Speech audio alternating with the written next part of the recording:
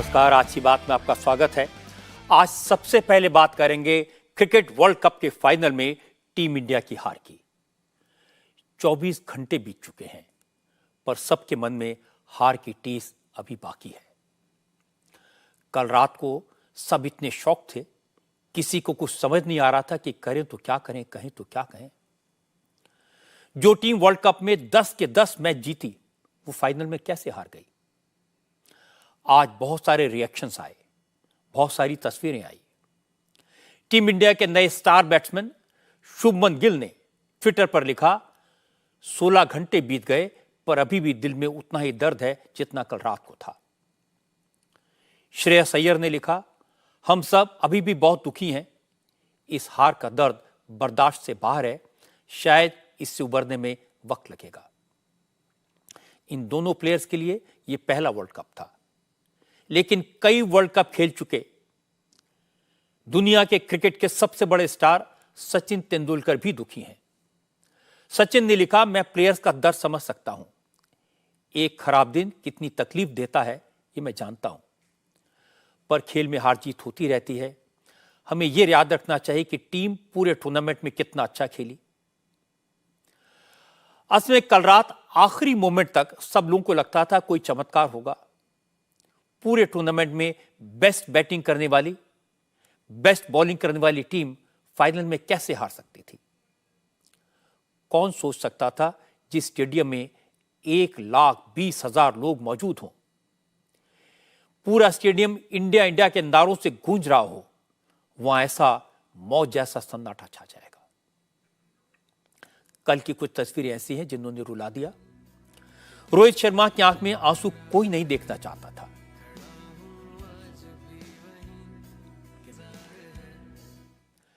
Player of tournament का award लेते समय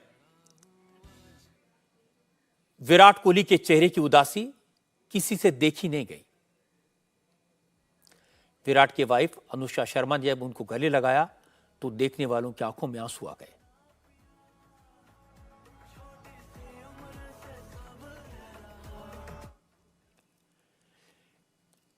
आज शाम को कुछ और तस्वीरें आई, ऐसी तस्वीरें जिन्होंने सबके दिल को छू लिया।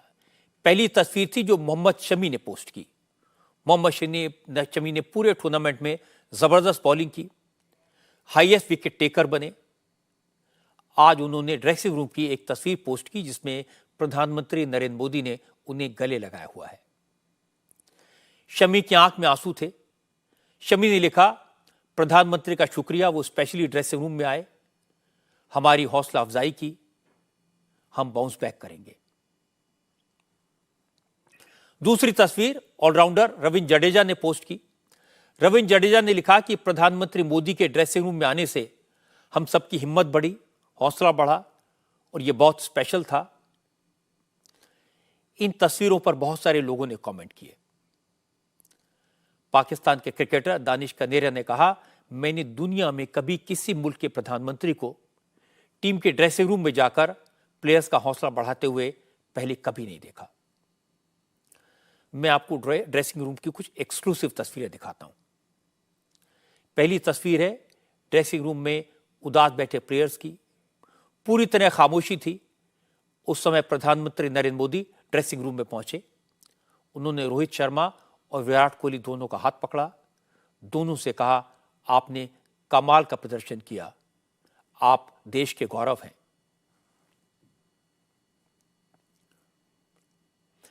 नरेंद्र मोदी ने जसप्रीत बुमराह से बात की। बुमराह से कहा, उन्हें नहीं भूलना चाहिए कि वो वर्ल्ड के बेस्ट बॉलर हैं। उनकी बॉलिंग के सामने दुनिया के बड़े बड़े बल्लेबाज घबराते हैं। श्रेयस अय्यर भी वहां खड़े थे, बाकी प्लेयर्स भी देख रहे थे। मोदी ने बुमराह के कंधे पर हाथ रखा और फिर मोदी ने टीम के कोच राहुल द्रविड़ के कंधे पर हाथ रखा। उनको कहा, आपने टीम को बहुत अच्छे से मैनेज किया, सबको अच्छे से संभाला, इनका हौसला बढ़ाना, इनका मॉरल हाई रखना आपकी जिम्मेदारी आज भी है। इसके बाद की तस्वीर में आप देखेंगे नरेंद्र मोदी ने सारी टीम को एड्रेस किया। मोदी ने प्लेयर्स से कहा कि वर्ल्ड कप के दौरान आपका टैलेंट, आपका डिटर्मिनेशन पूरी दुनिया ने देखा और ये हमेशा याद किया जाएगा। आप लोग जिस जज्बे के साथ खेले, जिस तरह से आपने अपनी सारी टीमों को एक एक करके हराया, वो काबिल तारीफ है। प्रधानमंत्री ने प्लेयर से कहा कि आपने देश का नाम रोशन किया है, हमें आप पर गर्व है, हम आज भी आपके साथ हैं और हमेशा आपके साथ खड़े रहेंगे। लेकिन ऐसा नहीं हो सकता कि जिस मैदान में मोदी हो वहां उनके विरोधी न कूदें। मोदी ने तो सिर्फ क्रिकेट की बात की, खेल के जज्बे की बात की, खिलाड़ियों का हौसला बढ़ाया, लेकिन मोदी के विरोधियों ने स्टेडियम में मौजूद मोदी की हर बात पर कमेंट किया, बहुत सारे वीडियो पोस्ट किए, बहुत सारे बिलो द बेल्ट कमेंट भी हुए। मैच के दौरान हुई दो घटनाओं का मैं जिक्र करूंगा। एक तो जब मैच चल रहा था, मोदी स्टेडियम में बैठे थे, अमित शाह उनके साथ थे। जब कैमरा मोदी पर गया तो वो किसी बात पर हंस रहे थे। स्टेडियम में मोदी मोदी के नारे गूंज रहे थे। मोदी ने हाथ हिलाया, वहां मौजूद जनता को जवाब दिया। इसको लेकर खूब कमेंट किए गए। कहा गया कि टीम हार रही थी और मोदी हंस रहे थे। मुझे लगता है ये कमेंट पूरी तरह अनफेयर थे, क्योंकि उस वक्त मैच चल रहा था। भारतीय टीम पूरी ताकत लगाकर ऑस्ट्रेलिया का चौथा विकेट गिराने की कोशिश कर रही थी। ऑस्ट्रेलियन बल्लेबाजों के लिए रन बनाना मुश्किल हो रहा था। और दूसरी बात ये कोई सोच भी कैसे सकता है कि इंडियन टीम हार रही होगी तो मोदी खुश होंगे। इसीलिए ये पूरी बात बेमानी है। दूसरा वीडियो आया जिसमें मोदी ऑस्ट्रेलिया के जीतने वाले कैप्टन पैट कमिंस को ट्रॉफी देते हुए स्टेज पर जाते हुए दिखाई दे रहे हैं, और फिर दिखाया गया कैसे वो जल्दी से ट्रॉफी देकर लौट आए। लोगों ने लिखा मोदी ने स्पोर्ट्समैन स्पिरिट नहीं दिखाई, ऑस्ट्रेलिया टीम के कप्तान को ठीक से बधाई नहीं दी, उन्हें स्टेज पर अकेला छोड़ दिया। ये भारतीय संस्कृति नहीं है। लेकिन असल में जो दिखाया गया वो आधा सच था। मैं आपको पूरा वीडियो दिखा देता हूं। मोदी के साथ ऑस्ट्रेलिया के डिप्टी प्राइम मिनिस्टर भी हैं। दोनों स्टेज पर गए, ऑस्ट्रेलिया की टीम के कप्तान को ट्रॉफी दी, हाथ मिलाया, पैट कमिंस को कांग्रेचुलेट किया, और फिर लौटकर मोदी ऑस्ट्रेलिया के बाकी प्लेयर से एक एक करके मिले, सबको बधाई दी। दिखाने वालों ने वीडियो का यह हिस्सा गायब कर दिया। जब पूरा वीडियो सामने आया तो जो कमेंट्स किए गए वो बेमतलब साबित हुए।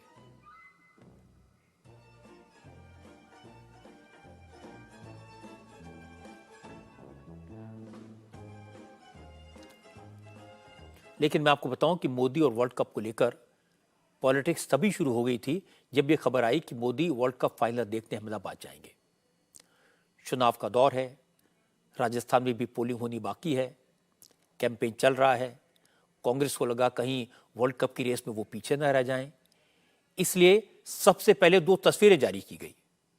एक में इंदिरा गांधी कपिल देव के साथ 1983 की ट्रॉफी जीतने के बाद दिखाई दे रही हैं, और दूसरी तस्वीर में मनमोहन सिंह वर्ल्ड चैंपियन बनने के बाद महेंद्र सिंह धोनी के साथ खड़े हैं।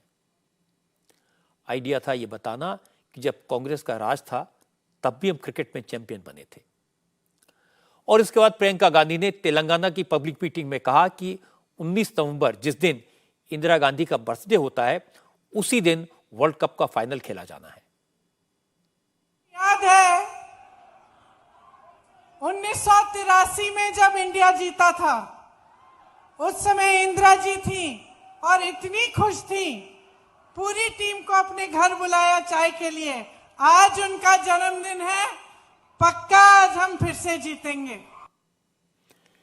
इंदिरा जी के प्रधानमंत्री रहते पहले भी भारत वर्ल्ड कप जीता था, अब फिर जीत होगी, यहां तक तो ठीक था, इतना कहने में कोई बुराई नहीं है। लेकिन जब हार हो गई, 19 नवंबर के दिन हुई, कांग्रेस के कई लोगों ने कमेंट किया क्योंकि स्टेडियम का नाम नरेंद्र मोदी के नाम पर है इसलिए हार हो गई। उद्धव ठाकरे की शिवसेना के नेता संजय राउत ने तो बड़ी चतुराई से वर्ल्ड कप फाइनल में हार के लिए नरेंद्र मोदी स्टेडियम को जिम्मेदार ठहरा दिया। मुझे भी ऐसा सुबह लगा कि आप वीडियो ऑस्ट्रेलिया में पहुंच गई होगी। इतना बड़ा खेल कैसा बिगाड़ा। ये काम है ईडी का आजकल। रोहित शर्मा के नेतृत्व में हमने 10 जो मैचेस है बहुत अच्छी तरह से खेले हैं। अब फाइनल में हम नरेंद्र मोदी स्टेडियम पर हार गए। लोग कहते हैं कि अगर वानखेड़े स्टेडियम में होता तो हम जीत जाते। मालूम नहीं मुझे, मैं क्रिकेट का इतना शौक नहीं रखता हूँ, लेकिन जैसे लॉर्ड्स है इंग्लैंड में, जिसे क्रिकेट का सबसे बड़ा एक स्थान कहा जाता है, वैसे वानखेड़े स्टेडियम मुंबई है, क्रिकेट का पंढरी कहा जाता है। जो क्रिकेट के भक्त हैं उनके लिए वानखेड़े स्टेडियम मुंबई बहुत बड़ी जगह है। दिल्ली है, फिरोज शाह कोटला मैदान में होते हैं मैचेस, लेकिन सरदार वल्लभ भाई पटेल का नाम बदलकर नरेंद्र मोदी स्टेडियम बना दिया। इसलिए बना दिया कि वहाँ वर्ल्ड कप करना है और वर्ल्ड कप जीतना है, और अगर वर्ल्ड कप जीता तो सिर्फ नरेंद्र मोदी स्टेडियम पर जीता है, और मोदी जी वहाँ थी इसलिए जीता है। यह भारतीय जनता पार्टी का एक बहुत बड़ा पर्दे के पीछे गेम प्लान चल रहा था, लेकिन इस देश का दुर्दैव है, हमारे खिलाड़ी अच्छे खेलने के बावजूद भी हम हार गए। अब ऐसे लोगों को कौन समझाए कि इसी नरेंद्र मोदी स्टेडियम में टीम इंडिया ने पाकिस्तान को बुरी तरह शिकस्त दी थी। उन्होंने अलग अलग 10 स्टेडियम में 10 टीमों को हराया, जिनमें ये स्टेडियम भी था। और फिर देश में इंदिरा गांधी स्टेडियम है, जवाहरलाल नेहरू स्टेडियम है, राजीव गांधी स्टेडियम है। क्या उनमें कभी टीम इंडिया की हार नहीं हुई? क्या किसी स्पोर्ट्स में कभी कोई हारा नहीं? कांग्रेस के नेता प्रमोद तिवारी ने एक पब्लिक मीटिंग में कहा कि टीम इंडिया ने 9 मैच जीते, हालांकि 10 जीते थे। फिर इस मैच में कौन पहुंच गया जिसकी वजह से हार हुई? कल बगल में एक मैच हुआ था, वर्ल्ड कप। उसके पहले 9 मैच हुए, 9 इंडिया जीत गई। अब वहां कौन पहुंच गया कि उसके पहुंचते ही हार गई?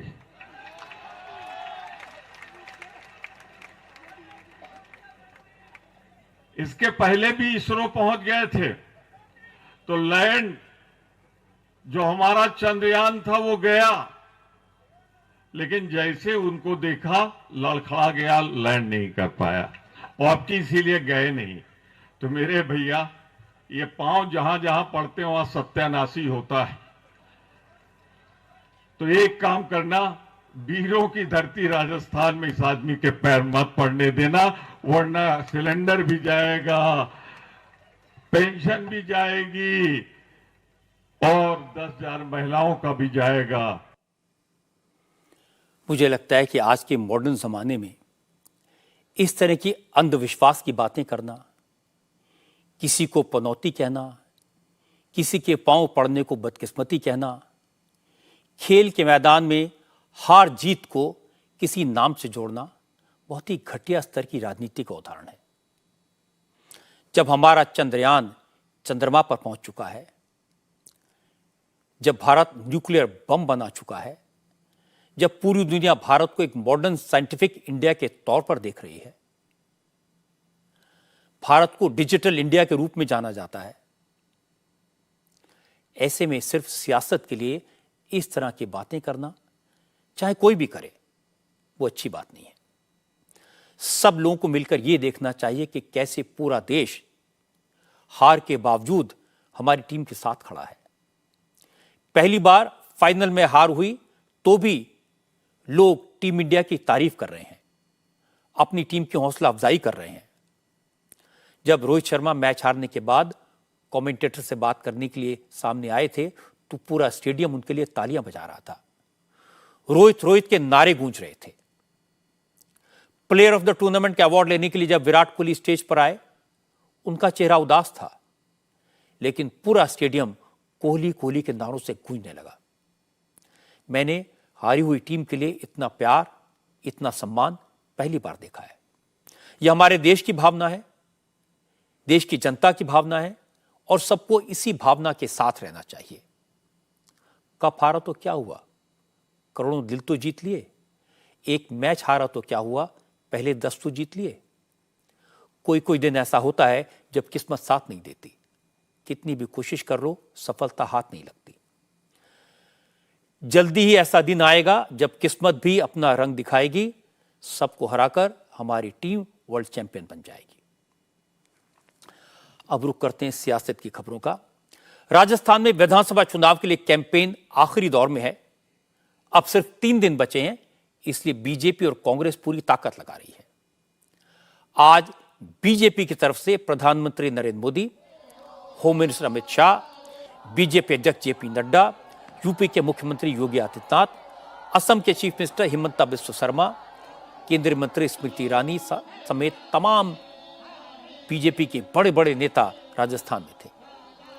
कांग्रेस की तरफ से प्रियंका गांधी, मल्लिकार्जुन खड़गे के अलावा बीएसपी अध्यक्ष मायावती ने भी राजस्थान में चुनावी रैलियां की। मोदी की राजस्थान में 2 रैलियां हुई, एक बड़ा रोड शो हुआ। सूरज ढलने के बाद शाम को मोदी बीकानेर में रोड शो करने पहुंचे। प्रधानमंत्री के रोड शो के लिए बीजेपी ने जबरदस्त इंतजाम किए थे। सड़क के दोनों तरफ केसरिया रंग की कपड़े की वॉल बनाई गई थी। दोनों तरफ हजारों लोगों की भीड़ थी। मोदी खुली गाड़ी में सवार होकर बीकानेर की सड़कों पर निकले। उनके साथ केंद्रीय कानून मंत्री और राजस्थान बीजेपी के बड़े नेता अर्जुन राम मेघवाल थे। आज राजस्थान में बीजेपी का कैंपेन कुछ मुद्दों पर फोकस था। सभी नेताओं ने सनातन की बात की, महिलाओं की सुरक्षा का मुद्दा उठाया, कांग्रेस की गारंटीज की बात की और राजस्थान में डीजल पेट्रोल की कीमतों का सवाल उठाया। ये ऐसे मुद्दे हैं जिन पर कांग्रेस के नेताओं को जवाब देना मुश्किल हो रहा है। प्रधानमंत्री मोदी ने अपनी रैलियों में इन मुद्दों पर कांग्रेस को घेरा। पाली की रैली में मोदी ने कहा, कांग्रेस वोट के लिए कुछ भी कर सकती है। कांग्रेस सिर्फ तुष्टीकरण की नीति पर चलती है। कांग्रेस और उसके साथी सनातन को खत्म करने का ऐलान कर रहे हैं, इसलिए कांग्रेस को सबक सिखाना जरूरी है। यहां की कांग्रेस सरकार तुष्टीकरण के अलावा कुछ नहीं सोचती।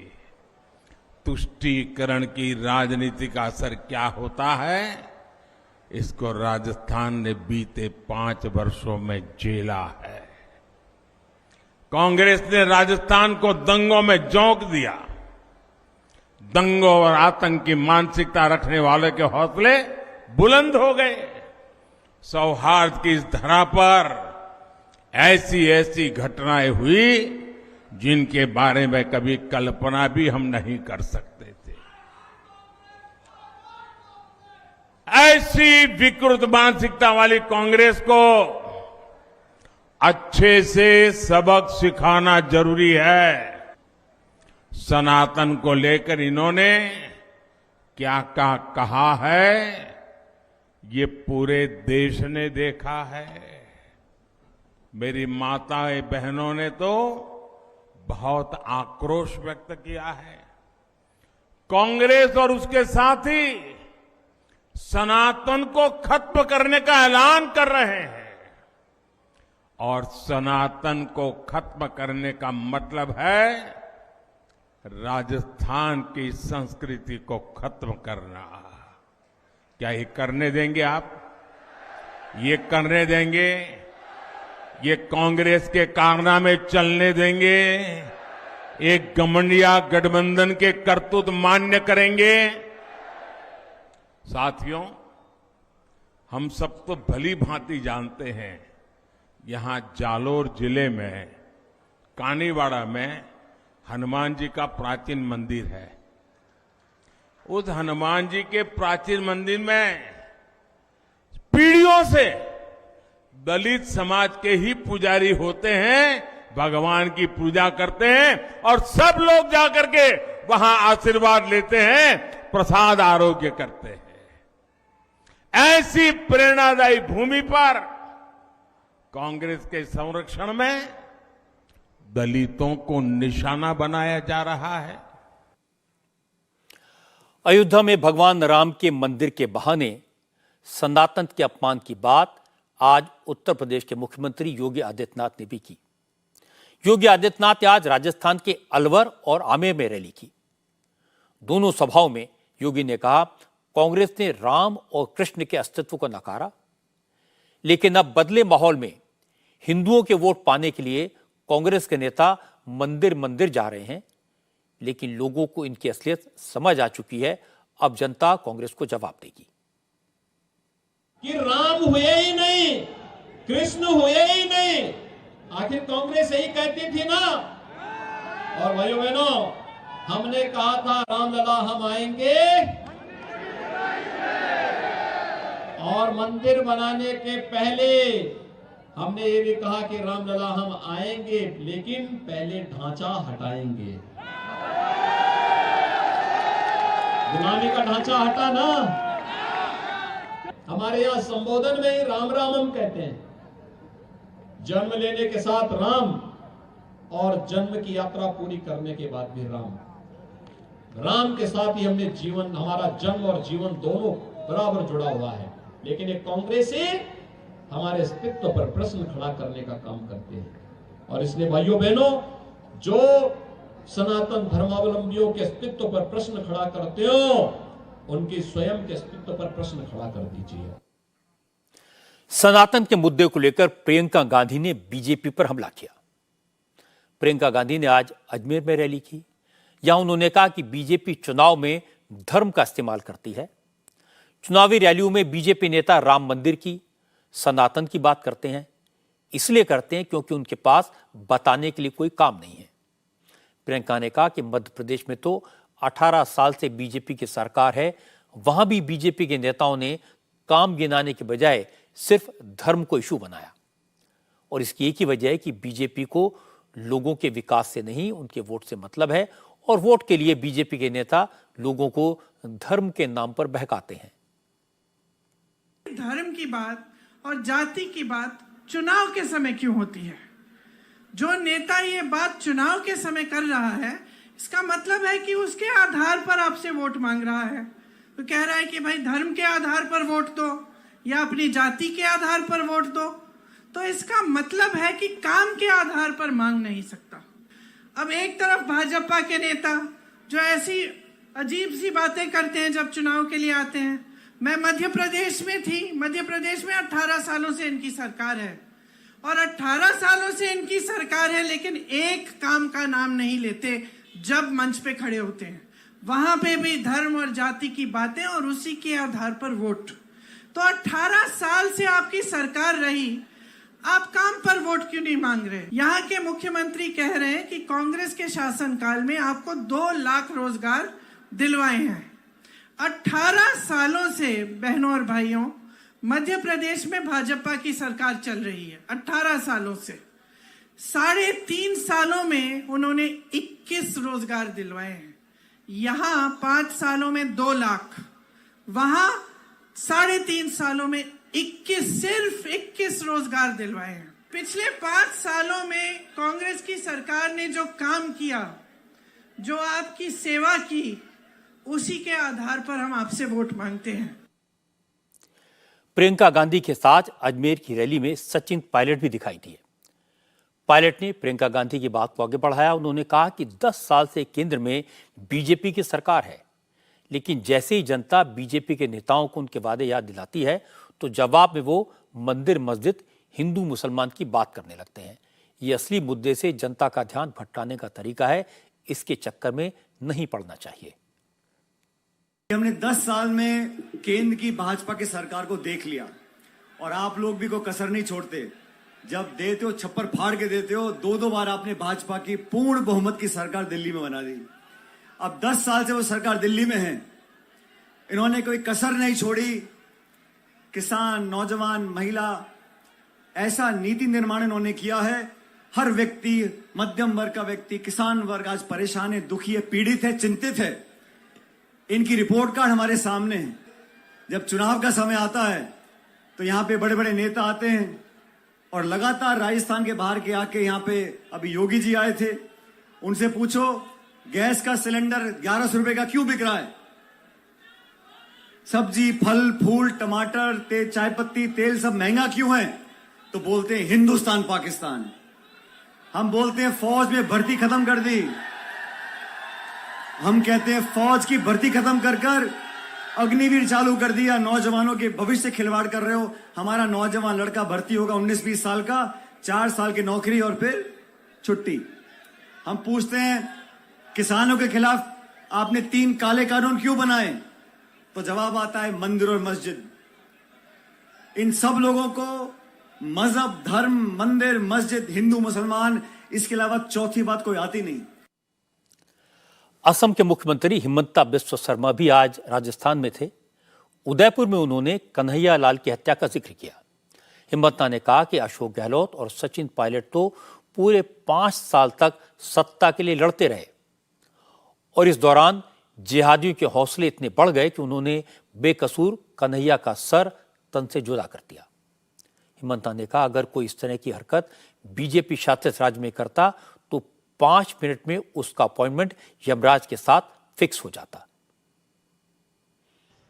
मैं असम में था, एक दिन सुबह मैंने देखा कि राजस्थान का उदयपुर में कन्हैया लाल जी का हत्या होते हैं, सरतन जुदा किया जाते हैं। मैंने गूगल किया, ये सरतन जुदा का मतलब क्या है? इंडिया में तो हम कभी सुना नहीं था। बोले नहीं, पाकिस्तान और अफगानिस्तान में होते हैं, सरतन जुदा किया जाते हैं। सरतन जुदा का मतलब क्या है? आपका गर्दन से पूरा हटा दो बॉडी को। ये भारत में हम कभी सुना भी नहीं था। कहां से सुनने मिला? राजस्थान से। क्यों सुनने मिला?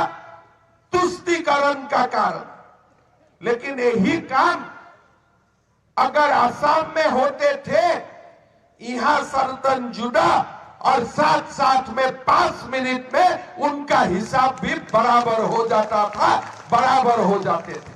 अभी गहलोत जी बोलते हैं तो गहलोत जी बोलते हैं हमने कानून को दिया है। अरे भाई, अगर बीजेपी शासित प्रदेश में कोई माताओं और बहनों का ऊपर अत्याचार करेगा, कोई कन्हैया लाल जैसा कांड होगा, उनका एड्रेस, अपॉइंटमेंट सीधा सीधी जमराज का साथ कर दिया जाएगा। उसका सिवा और बाकी कुछ नहीं होगा। भाई और बहनों, आप सरतन जुदा करेगा, ये क्या कोई देश हुआ? और आप फिर भी मुख्यमंत्री बने रहते हो। आज आप लोग बोलिए, जवाहरलाल नेहरू देश का प्रधानमंत्री बने, राम मंदिर नहीं बना। इंदिरा जी देश का प्रधानमंत्री बने, राम मंदिर नहीं बना। राजीव गांधी देश का प्रधानमंत्री बने, राम मंदिर नहीं बना। कारण क्या था? कारण क्या था? तुष्टीकरण का राजनीति कारण था। अगर आज नरेंद्र मोदी देश का प्रधानमंत्री नहीं बनते थे ना, तो वहां आज भी बाबरी मस्जिद होते थे, राम जन्मभूमि कभी नहीं बनता था। बीजेपी और हम लोग क्लियरली बोलना चाहता हूं, ये देश का राजनीति बाबर और औरंगजेब का हिसाब से नहीं होगा। ये राजनीति भारत मां को विश्व गुरु बनाने के लिए होगा। कांग्रेस नेता भी इस बात को समझ रहे हैं कि सनातनता मुद्दा भारी पड़ सकता है। इसलिए प्रियंका गांधी से लेकर अशोक गहलोत तक सारे नेता इस पर बोल रहे हैं।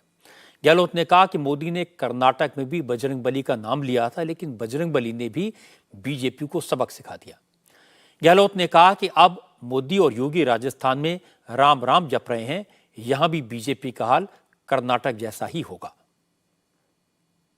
दिखावा है उनका, वो जो उनकी अप्रोच है, कई राज्यों में कर चुके हैं। वो हिमाचल मार खाए, कर्नाटक मार खा गए।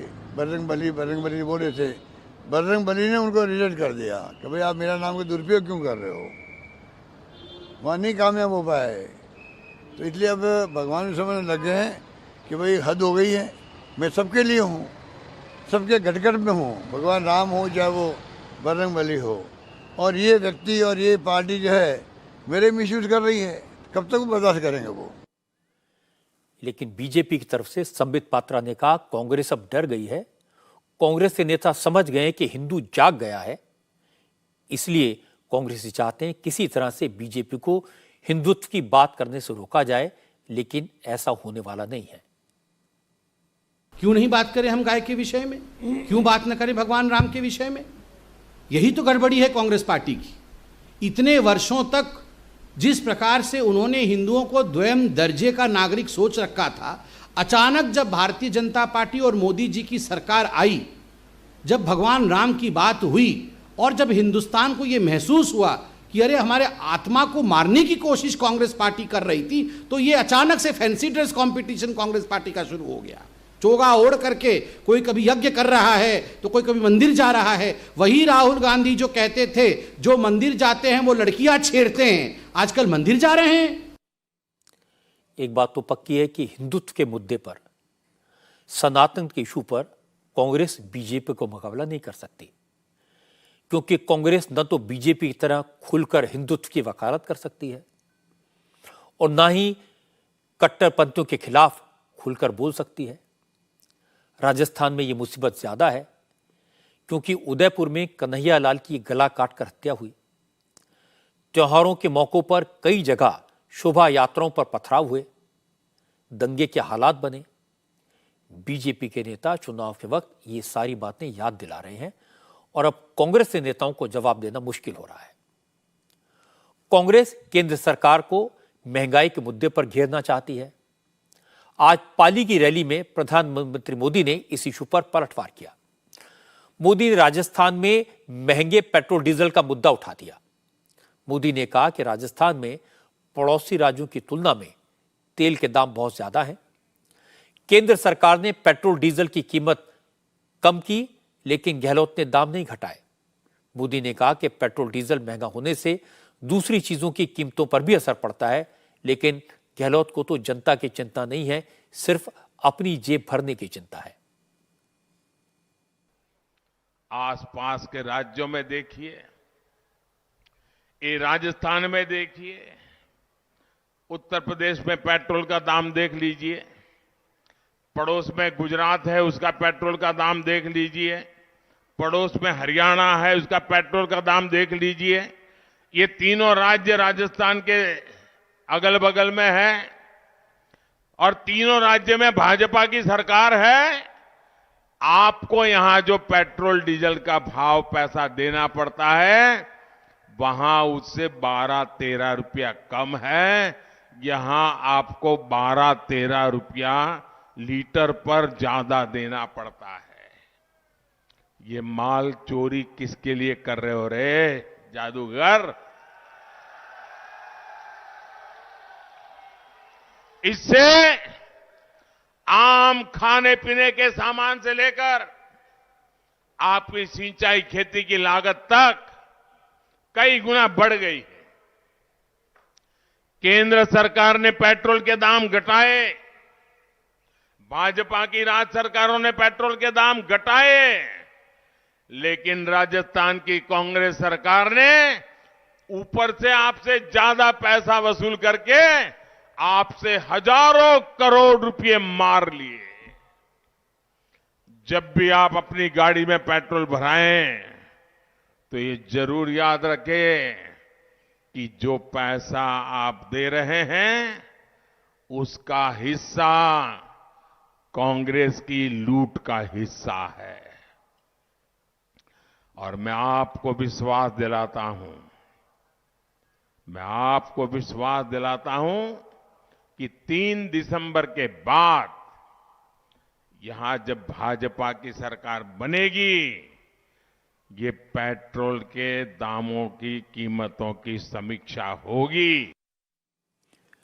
क्योंकि मोदी ने सीधे सीधे पेट्रोल डीजल की कीमतों की बात की, इसका महंगाई पर क्या असर पड़ता है ये बता। वो भी समझाया कि राजस्थान में पेट्रोल डीजल की कीमतें पड़ोस के राज्यों से ज्यादा क्यों हैं।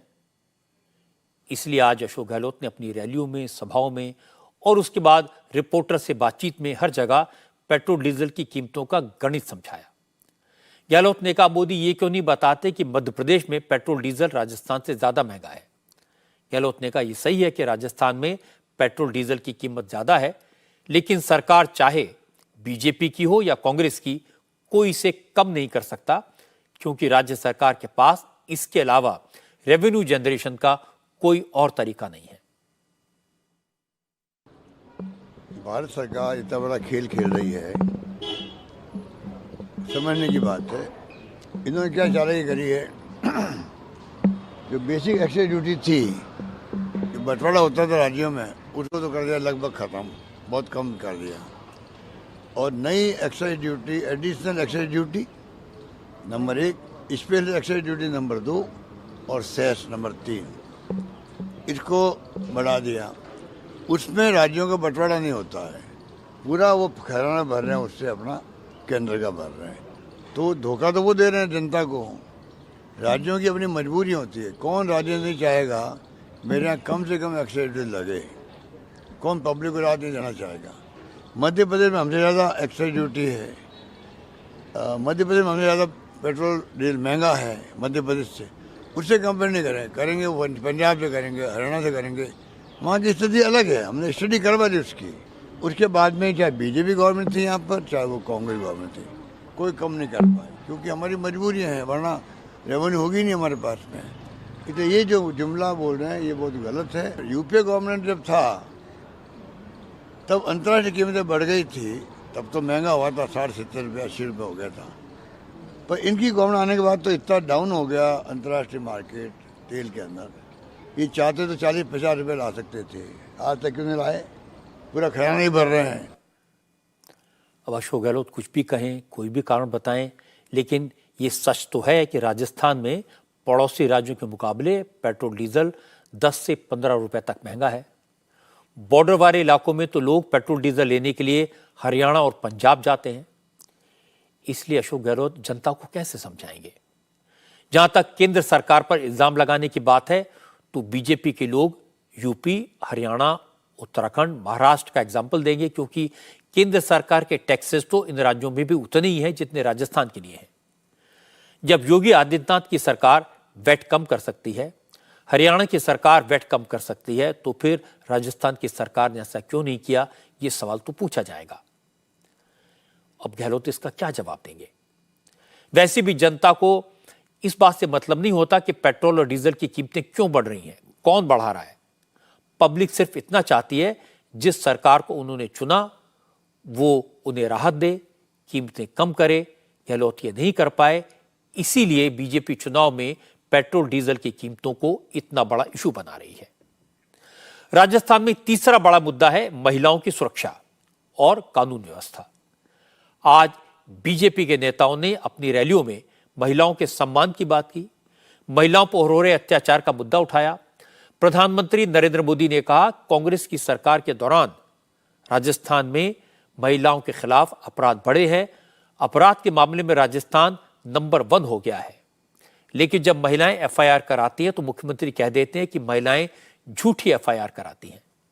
मोदी ने कहा कि राजस्थान के एक मंत्री ने तो यहां तक कह दिया कि राजस्थान मर्दों का राज्य है, छोटी मोटी घटनाएं हो जाती हैं। महिला विरोधी कांग्रेस कभी महिलाओं का कल्याण नहीं कर सकती, कभी महिलाओं की सुरक्षा नहीं कर सकती। कांग्रेस ने राजस्थान को महिलाओं के खिलाफ अपराध में नंबर 1 बना दिया है। यहां मुख्यमंत्री कहते हैं कि राजस्थान की बहनों बेटियों ने पुलिस थाने में जाकर के उन पर जो अत्याचार हुए, जुल्म हुए, उसकी जो शिकायतें, फरियाद दर्ज की हैं, यहां के मुख्यमंत्री कहते हैं कि ये सारी शिकायतें फर्जी है। क्या कोई मां बहन ऐसी फर्जी शिकायत करे? ऐसा हमारे देश में कभी हो सकता है क्या? ये मुख्यमंत्री का सबसे करीबी मंत्री विधानसभा में इस अत्याचार को ये कहकर के उचित ठहराता है कि राजस्थान तो मर्दों का प्रदेश है। क्या मर्द इसलिए मर्द कहलाते हैं कि इस प्रकार से पाप करते हैं? ये मर्दों का अपमान है कि नहीं है? ये मर्दों का अपमान है कि नहीं है? अरे राजस्थान के मर्द बहन बेटियों की इज्जत के लिए अपना सर कटवा सकते हैं। ये मर्द होते हैं राजस्थान। और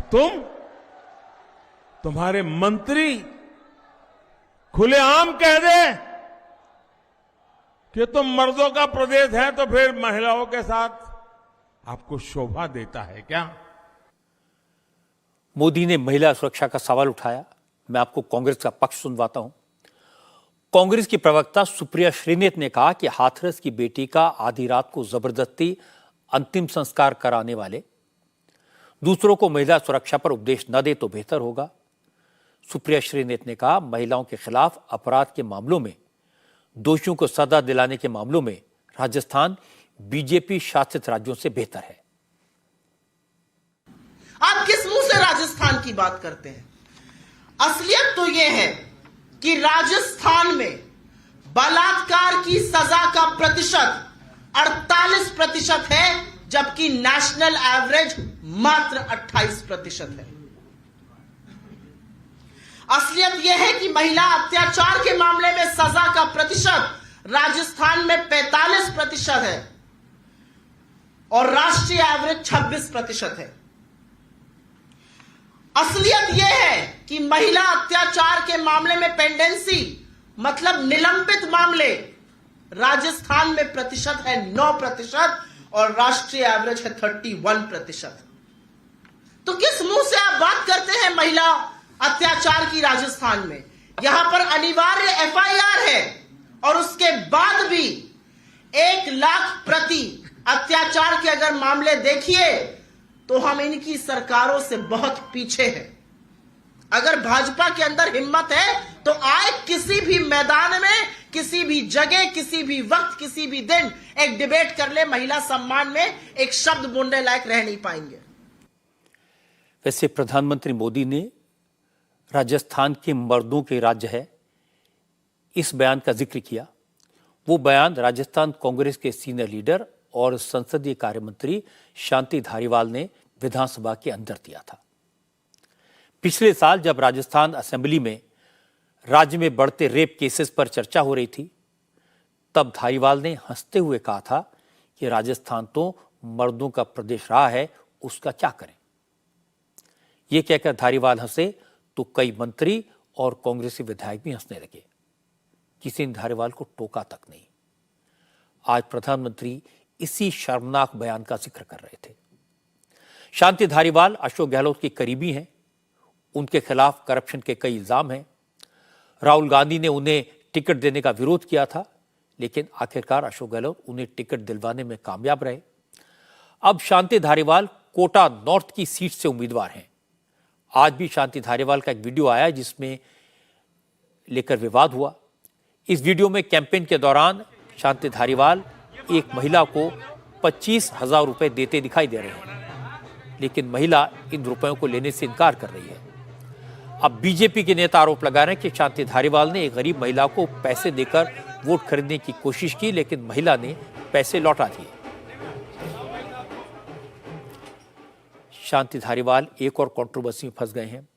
कोटा में चंबल रिवर फ्रंट पर 79,000 किलो वजन का एक घंटा लगाया गया है। दावा किया गया कि यह दुनिया का सबसे बड़ा घंटा है। चंबल रिवर फ्रंट का उद्घाटन सितंबर में हो चुका है, लेकिन यह घंटा बनकर पूरी तरह तैयार नहीं हुआ था। राजस्थान सरकार चाहती कि चुनाव से पहले यह घंटा रिवर फ्रंट पर लग जाए।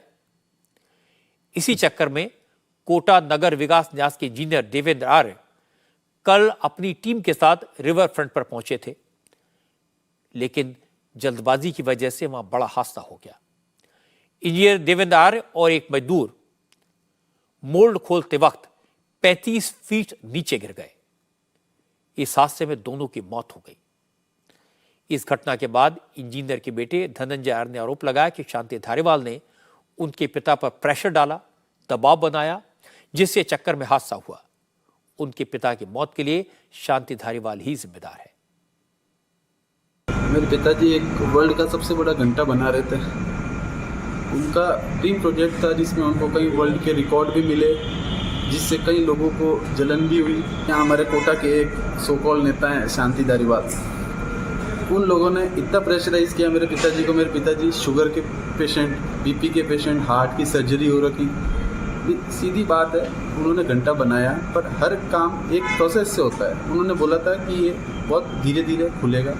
पहले इन्होंने खोलने की जल्दबाजी की, बनाते ही 3 दिन बाद बोल रहे हैं कि मेरे को खोलना है। इस चक्कर में घंटा टूट जाएगा। घंटा 27 बॉक्स के अंदर बंद है, तो 2 बॉक्स खोल के चले गए। अब उन्होंने बोला ये चुनाव के बाद आराम से खुलेगा।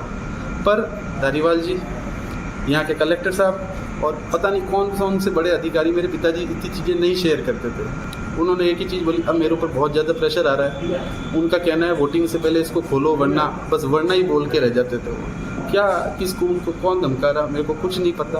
आज उनको आते ही कि आप 7 बॉक्स तो खोल दोगे, 6 बॉक्स तो खोल दोगे। इस जल्दबाजी में मेरे पिताजी ऊपर से नीचे गिर के उनकी डेथ हो गई। अब इस चीज़ का कौन जिम्मेदार है?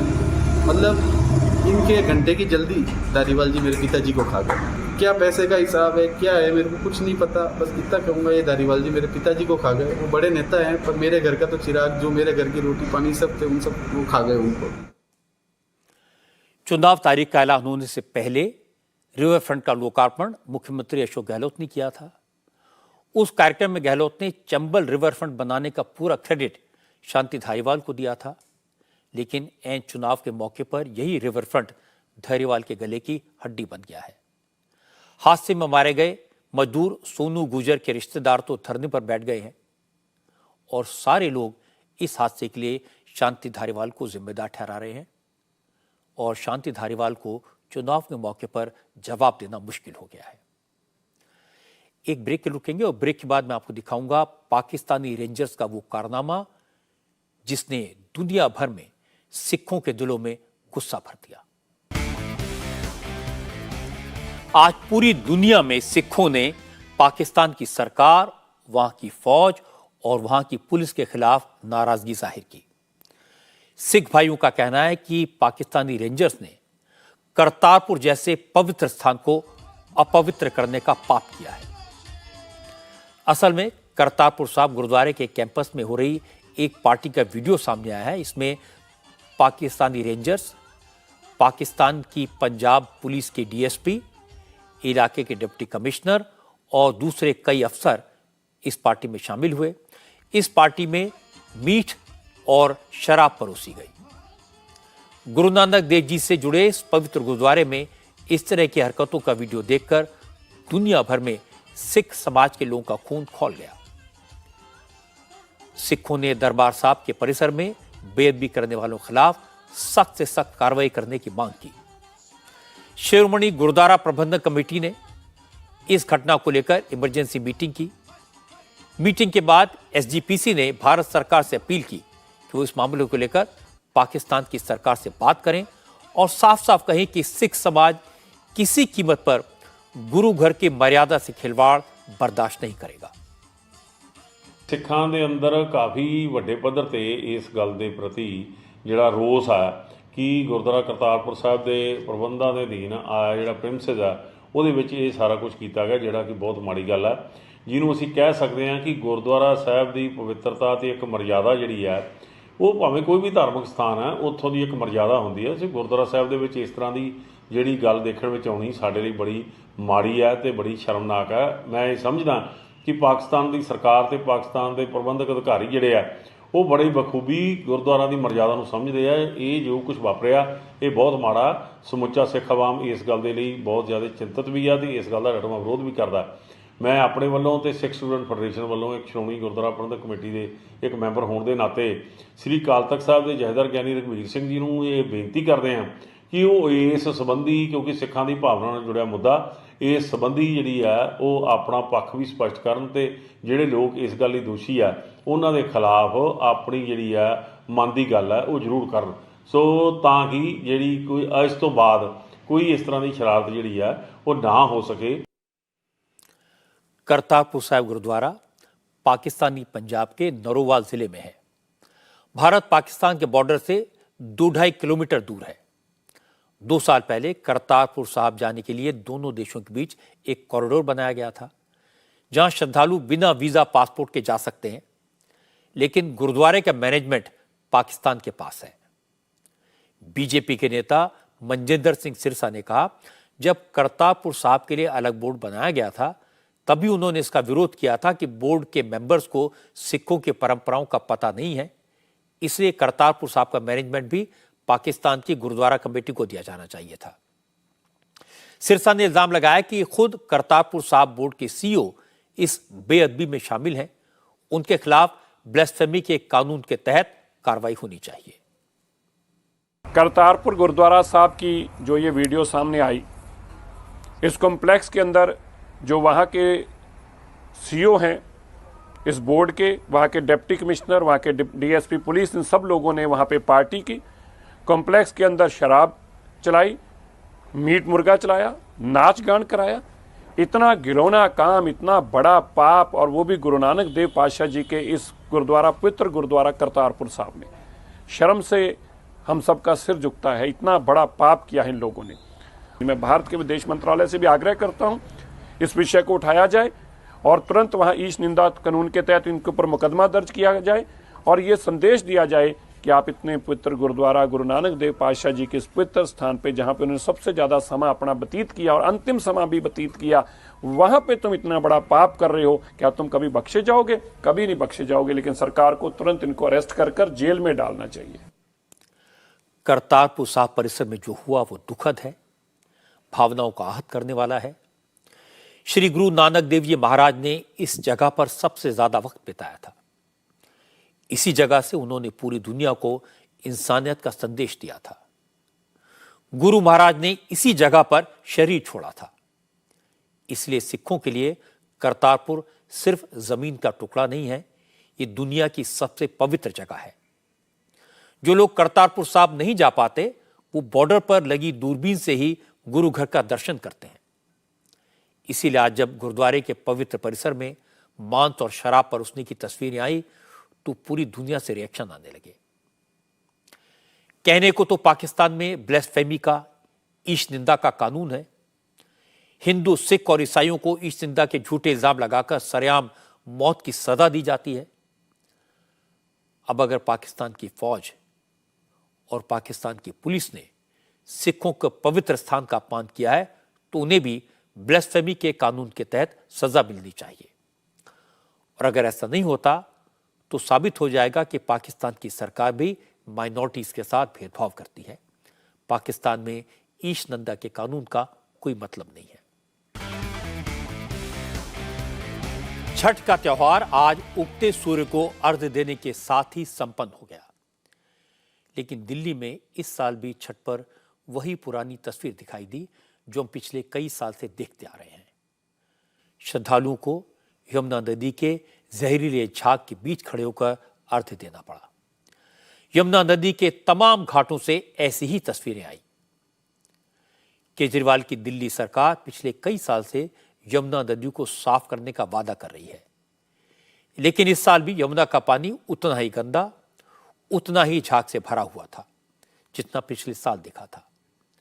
जबकि सरकार ने छठ पूजा के लिए अच्छे इंतजामात का दावा किया था। अधिकारियों ने कहा इस साल यमुना के पानी में फॉस्फेट इतना ज्यादा है इसलिए झाग भी ज्यादा है। ऐसा लगता है कि यमुना के ऐसे ही पानी को देखना दिल्ली के लोगों की नियति हो गई है और यमुना की सफाई के सारे दावे और सारे वादे झूठे साबित हो रहे हैं। छठ के मौके पर हर साल इसी तरह की तस्वीरें आती हैं। हर साल श्रद्धालुओं को जहरीले पानी में डुबकी लगानी पड़ती है। कम से कम सरकार अब तो कोशिश कर ले, अगले साल छठ से पहले यमुना की गंदगी थोड़ी बहुत कम तो कर दे। आज की बात में इतना ही। मेरे आपसे अगली मुलाकात होगी कल रात 9 बजे।